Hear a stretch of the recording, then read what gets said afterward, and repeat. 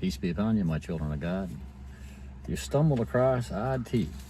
I've been trying to take the odd out of Todd since 2014 with various degrees of success at one day at a time, my children. I've been conflicted, and I've been a victim of procrastination for the last 2 weeks. Victim of my own self-bondage, right? And I should know better, because today I think is 4,061 days that I have been in recovery. But it's a one day at a time type of deal. So you gotta have patience with yourself. But thankfully, I know what to do when I'm feeling that way. And what I do is I revisit the 12 steps that brought me my salvation. I go back and reinforce that connection that I have with that higher power, that supernatural being that explains to me why the world is in the state it is today. But yet, with all that knowledge, I still feel less. I still feel inadequate. I still feel that I'm not fulfilling my life's purpose. My recovery program tells me that that's a combination of my people pleasing and my willingness to control. My truth is my truth, my people. And all my higher power asks me to do is to testify to the peace, love, and eternal grooviness His presence has brought to me. I had a number of signs today. Applied for a job at Souls Harbor. Souls Harbor. There's going to be cooking, there's going to be cleaning, there's going to be supervising, and yeah, a little bit of discipline. Well, let me tell you, Ecolab sent me to Minneapolis to learn about cleaning. Went to a cleaning university, right? After getting a Bachelor of Commerce, I goes down there. I was a good drunk. Yanks don't know how to drink, though. But that's neither here nor there. This job, right, I can clean. I also got to cook. I know how to cook. I worked with Speedy Propane and Irving Oil Propane. And I can basically service, install, and demo any piece of kitchen equipment out there. Fryers. I remember selling filter systems to fryers for the first time. That was a bit of a stretch. Pizza ovens, you know, Taylor food equipment, you know, chicken fryers, henny pennies, you know, all the complicated stuff. No problem. And then, so I got the cleaning, I got the cooking, and they say it's going to be a chaotic situation, right? I worked with Irving Oil for 5 years. Let's just say I was part of the enforcement division. And if I showed up on the lot, the lessees were nervous. And if me and my boss showed up, the two of us, they knew they were in trouble, real trouble. And if the three of us showed up, they knew it was game over, man. Sometimes it was game over, I just showed up by myself. You know, and when you're taking a feller's livelihood, you're going to come across some experiences. Or if you're trying to collect money from them, that they've had prior deals with previous managements that are no longer there.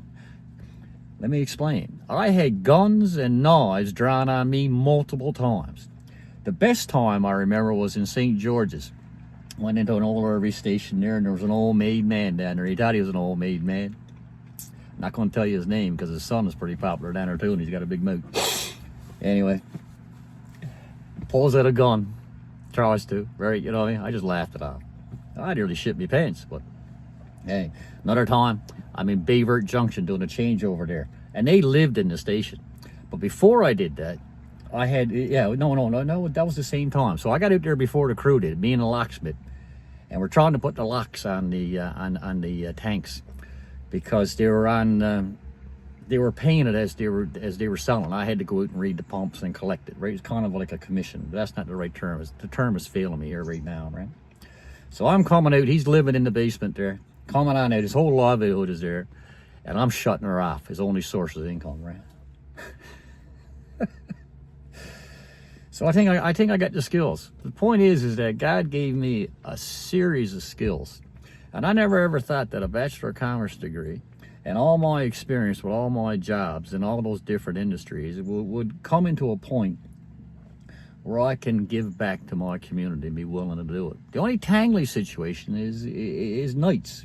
I got to work nights, right? But that'll give me an opportunity for more Bible study, all right? You know what I mean? And for more work on myself, and maybe even get a scatter book out of it or two. I have no idea, but I'm excited. There's also another job down there at Simmons. Not Simmons, I'm at Century Honda. And I think I'm going to apply. I work with the manager down there, and she's a good girl. And I think I could be quite successful down there, right? Because I converted my parents from GM to Honda in the 80s. That took a bit of, or maybe they're just sick and tired of towing the trailer. I don't know. Anyway, I know I can make a connection there. But all this reason why I'm ranting at you today is because, like I said, whenever I'm in disease, I go back to my source of power. And so I got all these little booklets and stuff like that I pick up in notes and whatever. But this one here today is on Genesis 45, 12 to 15, 21 to 27. Yes, it's dealing with Joseph and his brothers, right? You know what I mean? This is an interesting story. I didn't know this. In the early 1930s, Cleo McVicker came up with a product that could be used as a wallpaper cleaner. It wasn't that successful. Now, why would you want to clean wallpaper? Well, this was back when everything was fired by coal. And coal is the dirtiest thing. Oh, my God, dust over everything, right? Some heat, but it's dirty. But it was, for some reason, it wasn't successful. And, you know, people didn't take it. I guess they rather like to live in dirt. Well, kind of like they're living in their own dirt down there now, eh? Anyway, that's neither here nor there. I just got to see them through. But turns out this product got repurposed, but 20 or 30 years later. You may know it. It's called Play-Doh. Play-Doh! Coal cleaner, Play-Doh. Honest to God. So never give up hope. That's what I'm saying. All those skills that I had, I thought were going to be used for one purpose. I don't know the purpose. I don't know my earth from a hole in the ground. My higher power, Jesus Christ, the Lord, Yahweh, the appointed, the highest of the highest. He who runs that council. Right? Then you suppose there is a council. Because as far as I'm concerned, you cannot get any kind of enjoyment out of this or any kind of power out of this if it's not supernatural. I got into this shit myself. My own will, my own brain, my own experience, my own judgment, my own discernment. I have none. You know, you look at Proverbs, you look at, that book is around for eons, right? You know, and you combine that with the Psalms and Job and the Song of Solomon, man, and I'm telling you, it may not seem like it when you first get into it, but there are the tools there to train your brain to deal with this shit that we're in today, right? So going on with that, on a far greater scale, God has a way of repurposing people. We remember the biblical story of Joseph and his coat of many colors. As a young man, he was a lowly shepherd. Well, I don't know about that. I'm a lowly dog walker. I guess that's it's kind of a comparison, you know what I mean?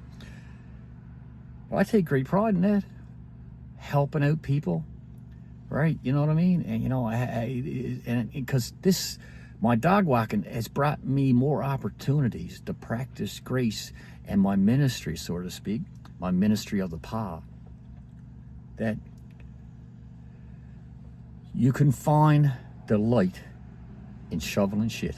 Because I love picking up poo in the rain. It's a very, very spiritual experience, right? As a young man, he was a lowly shepherd and was sold into slavery by his brothers, bunch of skeets. But God led Joseph through great difficulties. God led Joseph. Don't forget that. Joseph didn't lead Joseph. God led Joseph. And into the top ranks of government. Eventually, Joseph became repurposed as the ruler of all Egypt. Yet Joseph's calling was not about power, but about grace. And Joseph got called back in to read a few Psalms. Something he extended to his brothers as he forgave them. See, that's where the power is, the forgiveness, right? In a sense, all of us are failed products. We are, man. Because, Paul tells us we are dead. We are zombies, right? Until we find the Christ, till we open that door, till we listen to our ears, till we have ears, let them hear. They hear that knock and open that door. Use your hands. And if you haven't got a hand, use your mouth. And if you haven't got any mouth, your mouth sewed up, use your hands. Whatever you got to do, or kick the goddamn thing down. Let them in. Man, I'm telling you, you are going to enjoy it. You will thank me. In a sense, all of us are failed products. It's through the grace of a son, Jesus, grace of a firstborn son, that we are repurposed into greater things. We only have 10% of our brain capacity that's utilized currently in most of us. People, where do you think that other 90% is going to be activated? Read Acts. You'll tell you why you need that other 90% of your brain, because that's for the joy, happiness, and eternal grooviness that's going to come when we rise again and we don't have to die that second death.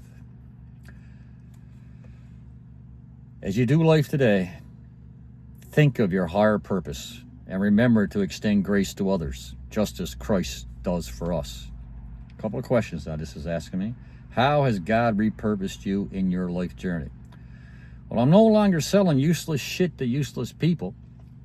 No longer ruining people's lives because of failed promises by the same said instigators, right? I'm no longer living with my own will. I'm no longer scared, no longer wishing my father was alive so I got to hide behind his legs like a scared little boy that I was. No longer crying to suck me, Tommy, me blue blankie, which I had for way too long. I have a freedom today. And that's worth more than any lottery win. What might you learn from the example of Joseph's life? You never give up, all right? You do your work day in, day out, one day at a time. And you do an honest day's work. And you cherish and you respect and you recognize the grace that God has given you in your life, i.e. you serve other people, you help other people, you look after the widows and the orphans, you right dishonesty, you right injustice, or to the degree, the ability that you have to do. What's within you to give, you need to give, right? Freely give what was given to you. Why would I deny anyone the salvation? Well, because I'm greedy. Because I would be thinking like I was when I first come out of the womb, right? This is for me. I'm going to be selfish, and I'm going to keep it for myself. I'm going to hoard it. You don't hoard treasures here on earth. Moths, nibblers, they're going to have it. It's going to tear up your soul. It's going to increase anxiety. You're going to want to have to protect it. You're going to feel people are going to take it. It's going to affect the way you interact with God's creation. In other words, you're going to interact with God's creation the same way that the nuisance did the house of time. Same way that the Watchers did when they came down in Genesis 6. Well, there's thousands of examples in the Bible. But today we're here to know the right side. Dear God, if I've forgotten the grace you've called me to, please remind me and help me extend it to others. People of God, followers of the way, those that sacrifice what seems like their soul for the greater good. It's a hard journey, but it's worth it. May your days be filled with blessings. And may God's grace cover your feet. Peace be upon you, my children of God. Find yourself a rabbi and drown in his dust.